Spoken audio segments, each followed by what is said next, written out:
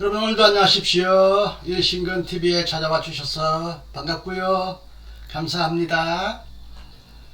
바르트와 브루누, 20세기의 위대한 신학자 칼 바르트와 에밀 브루누의 관계를 한번 살펴보겠습니다. 대표적인 현대신학자 칼 바르트와 에밀 브루누는 둘 다 똑같이 스위스에서 태어나셔서 활동하신 분이지만 세계적인 명성과 영향을 끼치신 신학자입니다. 두 분은 이른바 스승의 신학인 자유주의 신학을 아주 거세게 비판하고 새로운 신학의 흐름, 이른바 신정통주의 신학의 흐름을 주도한 신학자로 높은 평가를 받았습니다. 그러나 두 분 사이에 신학적인 차이가 내가 볼 때는 그렇게 크게 보이진 않지만 바르트의 눈에서는 아주 큰 신학적인 차이 때문에 두 분은 오래도록 서로 등을 지면서 서로 다른 길을 걸었고요. 그러나 말년에는 죽음을 앞두고 서로를 인정하고, 특히 바르트 쪽에서 먼저 에밀 브루누에게 사과나 용서의 요청은 아니었지만 포용하고 이해하는 그런 아름다운 모습을 보여준 기록이 남겨져 있습니다. 칼 바르트가 에밀 브루누를 어떻게 평가했는지를 칼 바르트의 생애와 사상에 대하여 쓰여진 책, 바르트 전기, 에베라트 부시가 쓰고요. 손승현 박사님이 번역하신 책, 복 있는 사람 2014년도에 나온 이 책 속에서 한번 알아보기로 하겠습니다. 그 학기 강의의 또 다른 성과는 에밀 브루누의 책에 대한 바르트의 서평이었다. 1924년에 서평을 썼다고 합니다. 브루누는 프리드리히 쉰델을 대부로 두었고 쿠트의 교회에서 수련 목회자로 있었던 터라 사상적으로 바르트와 비슷한 노선을 걷게 되었으나 꽤 오랜 기간 영국에 머물렀던 경험을 기반으로 자기만의 독특한 색채를 지닌 사람이었다. 옵슈탄델의 목사였던 브루누는 1921년에 펴낸 책 체험, 인식, 신앙이라는 책에서 변증법적 신학을 지지했는데, 그런 이 책 덕분에 1924년에 슈리 대학교 조직신학 교수가 될 수 있었다. 나의 친구 에밀 브루누는 우리가 함께 추구하고 시도하는 변화의 과정에서 그 변화의 맥락에서 도저히 제지할 수 없는 것, 곧 슐라이마허에게서 돌아서는 것에 대하여 자신의 책 신비주의와 말씀을 통해 아주 노골적으로 입장을 표명했다. 나는 시간과 시간 사이에서 즈빌센덴 짜이텐 초기 신정통주의 신학을 알리던 신학 잡지였습니다. 이 책 잡지의 지면을 통해 바르트는 브루누의 책에 대한 서평을 써야 했다. 그리고 금세 어떤 당혹스러움을 느꼈다. 그의 글에는 나 역시 슐라이마허에 대해 반대하는 내용들이 많이 등장하는데 브루누가 그것을 표현해내는 방식은 그다지 편안하지 않았다. 우선 슐라이마허가 주장했던 내용을 신비주의라는 개념으로 표현한 것이 만족스럽지 않았다. 그 다음으로 나는 브루누가 하나님의 말씀을 관철시키는 것만큼이나 강력하게 슐라이마허와 싸우고 또 이기는 모습을 보았다. 그러나 세 번째가 제일 중요하다. 나의 방식은 분명히 슐라이마허에 반대했음에도 나라는 사람은 브루누처럼 한 점 의혹도 없이 슐라이마허에 대하여 결코 그렇게 확실하게 완전히 끝을 내부릴 수 없었다. 바르트와 에밀 브루누가 하나님의 말씀, 성서 말씀, 무엇보다도 하나님의 계신 그리스도를 중심적으로 신학을 출발시키고 전개해 나갔던 점에서 서로는 매우 동일한 어떤 동지로서, 친구로서의 매우 가까움을 느꼈지만 슐라이마허에 대한 이해 때문에 서로 사이에 서서히 신학적인 균열이 생겨났다고 보여집니다. 바르트는 슐라이마허를 완전히 안점 의혹도 없이 철저히 비판하고 슐라이마허로부터 돌아섰다면, 에밀 브루누는 비록 슐라이마허와 같이 경험, 감정에 기초한 신학을 비판했음에도 불구하고 그 슐라이마허의 신학의 어떤 특정한 부분을 신비주의라는 표현을 쓰면서 어느 정도 수용하려고 했던 것에 대하여 칼바르트는 매우 불편했던 것 같습니다. 나는 또한 우리의 신학 잡지한 팍에서 우리와 같은 불이라고 생각했던 에밀 브룬너가 추구하고 있는 신학은 새로운 깃발을 지켜들고 다시 이집트의 고기가마가 있는 곳으로 돌아가려는 시도라고 판단하게 되었다. 이스라엘 백성이 광야에서 매일매일 먹는 음식 만나와 메추라기에 실정을 느껴서 우리가 고기도 못 먹고 여기서 고생하여 굶주려 죽겠다라고 불평하면서 모세에게 다시 에집트로 돌아가자. 그때의 고기가마가 비록 노예 생활이었지만 그리웠다라고 하는 그런 출애굽기의 기록에 있는 말을 바르트가 인용하여 자유신학으로부터 결별하여 약속의 땅으로 가는 이 길목에 왜 에밀 브룬너는 다시 되돌아서서 에집트의 고기가마를 그리워하는가? 왜 슐라이머의 신학이 어느 정도 일정한 동의를 표현하는가? 매우 불편하고 불만을 표현했다고 봅니다. 바르트는 브룬너가 일종의 논쟁술에 관심을 보이면서 여기서는 논쟁술은 일반 학문과 비기독교적인 학문과 논쟁하는 변정술, 변정학, 논쟁술 이런 것이죠. 여기에 관심을 보이면서 이제는 자연신학을 새롭게 고려하자. 존중하자, 받아들이자라고 주장한 것에 대하여 강력하게 반대했다.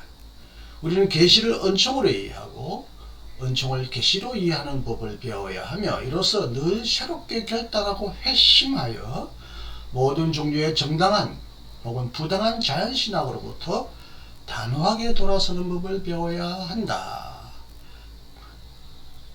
슐라이머에 대한 어느 정도의 우호적인 브룬너의 태도가 다시 자연신학으로 돌아가자는 그런 태도로 보았기 때문에 바르트는 또한 바르트는 슐라이머와 더불어 에밀 브룬너도 이제는 매우 거칠게 냉정하게 비판하기 시작했음을 여기서 볼 수가 있습니다.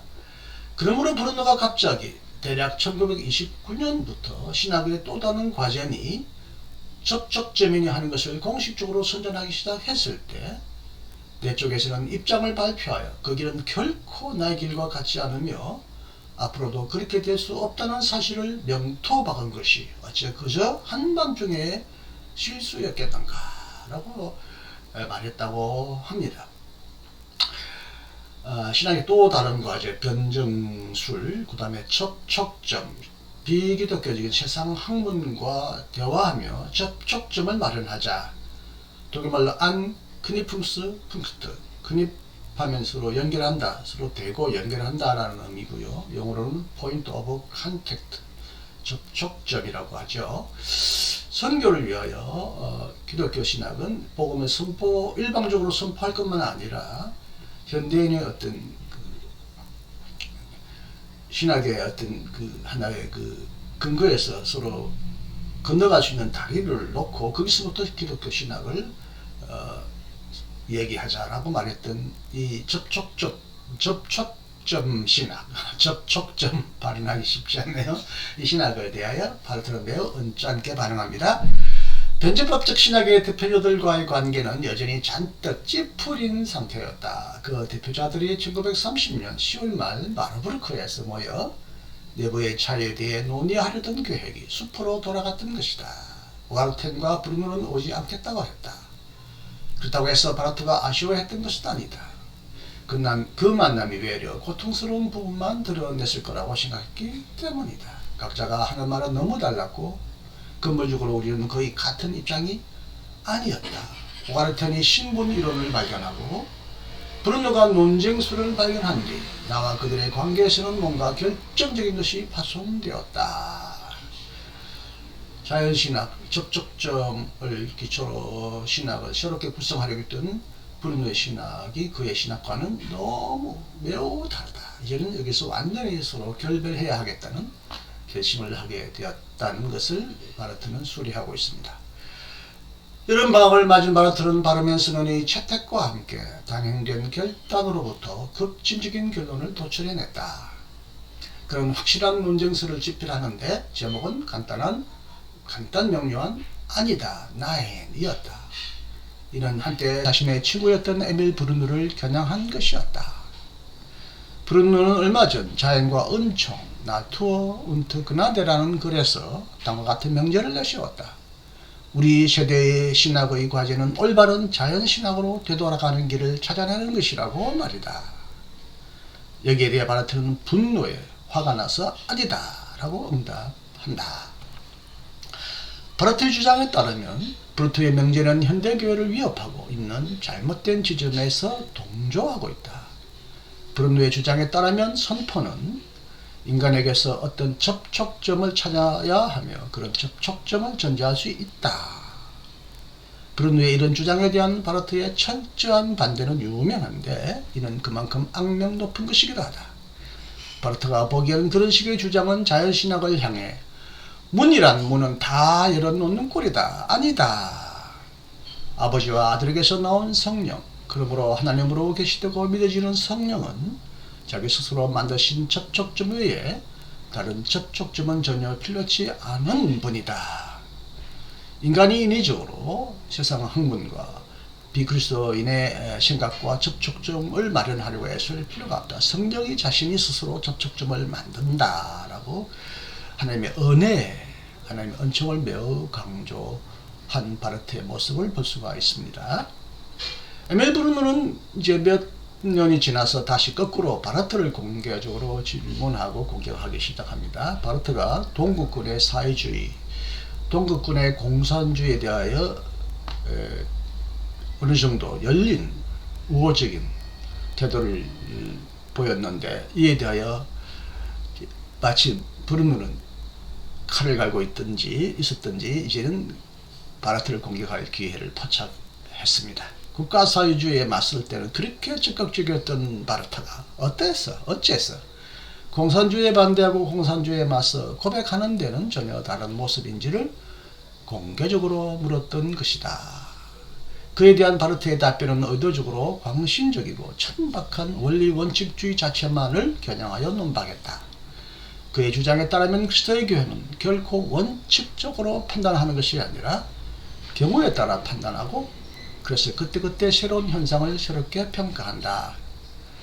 신학, 복음을 평가하는 일에서는 바르트는 매우 원칙적이었던 것 같고 그리스도 중심적, 하나님의 말씀 중심적으로 신학은 판단했지만 세상의 이데올로기, 세상 체제, 사회구조에 대하여서는 이렇게 기독교 신학처럼 원리주의적으로 판단해서는 안 되며 상황에 따라 다르게 판단해야 한다고 보았습니다. 그 당시와 오늘의 차이는 예컨대 이런 것이다 라고 바르트는 말합니다.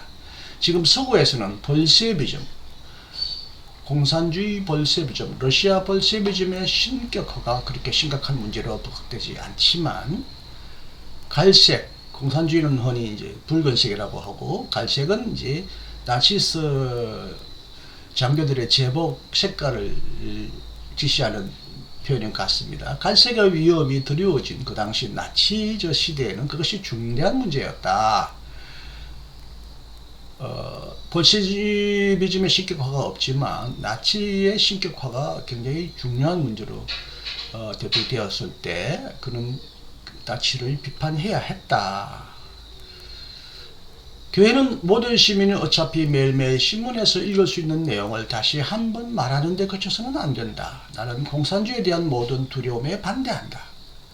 선한 양심을 가진 민족, 민주적이고 사회적인 삶의 질서가 제대로 잡혀있는 민족은 공산주의를 두려워할 필요가 없다. 예수 그리스도의 복음을 굳게 확신하는 교회는 더 말할 나위도 없다. 바르트가 다시금 대화하고 소통하려 했지만 그럴 수 없었던 또 한 사람은 주리 신학 교수 에밀 브루누였다. 1960년 11월 19일 바젤에서 막 박사학위를 마친 미국인 일본 선교사 존 헤셀링크가 두 사람의 만남을 주선했다. 그러나 그 만남은 실망스럽게 끝나고 말았다. 한때의 친구가 다시 가까워지는 시간을 기대했지만 그렇게 되지 못했다. 얼마 전 바르트는 BBC 방송 리포터와 인터뷰를 하면서 자기와 브루노의 관계를 고래와 코끼리의 관계로 비유한 적이 있었다. 두 동물은 모두 하나님의 피조물이지만 서로 만날 수는 없답니다. 코끼리와 동무 고려에 비교하면서 다 동일한 하나님의 피조물이다. 서로 다르다. 그렇지만 하나는 바다에서 하나는 땅 위에 사는 동물이기 때문에 서로 만날 수 없지 않느냐. 그렇게 매우 재미있게 매우 재치있게 표현하고 있습니다. 그 나라의 만남도 이 비유를 확인해 주는 것처럼 보였습니다. 바르트는 80번째 생일을 맞이하면서 한때 나에게 가까웠던 혹은 덜 가까웠던 친구들, 지인들은 벌써 오래전에 혹은 얼마 전에 세상을 떠났는데 내가 살아서 이런 날을 맞이할 수 있다는 사실에 놀라움을 표현했다. 1966년 4월에는 에밀 브룬도 세상을 떠났다. 바르트보다 2년 먼저 세상을 떠났습니다. 바르트는 그의 친구 페터 포겔장어에게 이런 부탁을 했다. 그 친구가 아직 살아있다면 친구라고 부릅니다. 그리고 가능하다면 그에게 다시 한번 이렇게 말해 주시오. 우리 하나님께 맡기세. 서로의 신학적인 차이가 누가 판단할 것이냐, 누가 더 옳았느냐, 누가 참된 신학을 전개했느냐, 이제는 하나님께 맡기자. 나도 그렇게 말하더라고. 전해주시오. 나도 그렇게 말했다는 말은 브루노가 먼저 이 말을 했기 때문에 바르트도 그게 대하여 똑같은 말로 응답한 것처럼 보입니다. 정말 그러하다. 이제 우리 신학의 차이, 신학의 정당성 여부는 옳고 여부의 그름의 여부를 하나님께 맡겨봅시다. 내가 그에게 맞서 아니야 라고 외쳐야 했던 시간은 오래전에 지나갔다고, 그렇게 30년 거의 가까이 지나갔다고, 그건 이미 과거 오랜 옛 추억이 되었다고. 지금 우리는 위대하고 자비하신 하나님께서 우리 모두에게 은혜롭게 그래, 여기서 그래는 위에 아니야, 나의 no에 대하여 반대하는 yes, 야, 하나님은 우리에게 은혜롭게 항상 그래, 긍정적으로 우리에게 말씀해 주셔서 그 하나님의 그 은혜의 덕분에 우리를 늘 긍정해 주시는, 궁극적으로 우리를 인정해 주시고 포용하시는 자비로우신 하나님의 은혜 덕분에 우리는 살고 있는 거라고. 이 말은 브룬더가 살아서 가장 마지막으로 바르트로부터 들은 말이었다고 합니다. 이 사진 아래 두 사진은 아마 두 분 다 돌아가시기 몇 년 전에 만나서 입을 다물고 아주 의미심장하게 마주 바라보고 있습니다. 서로 마주 바라보는 느낌, 서로 대립한다는 느낌도 들지만 이제는 또 한편 따스한 눈으로 서로를 포용하고 인정하는 그런 화해의 모습이기도 합니다. 기왕이면 두 분이 좀 서로 허구하거나 뺨을 맞대고 화해하는 모습을 보여주었더라면 하나님이 더 기뻐하셨을 것입니다. 그런 장면이 있었을 텐데 그 장면은 사진으로 남기지 못한 것이 아닌가 아쉬운 느낌이 듭니다. 바르트와 브룬너, 20세기의 위대한 두 거장, 신학거장 칼바르토와 에밀 브룬너의 관계를 바르트의 시선에서부터 한번 살펴보았습니다. 부족한 저의 방송을 끝까지 시청해 주셔서 감사합니다. 바르트와 다른 신학자의 관계는 앞으로 조금 더 몇 번 더 살펴보기로 하겠습니다. 기대해 주시고 또한 기다려 주시면 감사하겠습니다. 감사합니다. 오늘도 행복하시고 건강하십시오. 이신건이었습니다.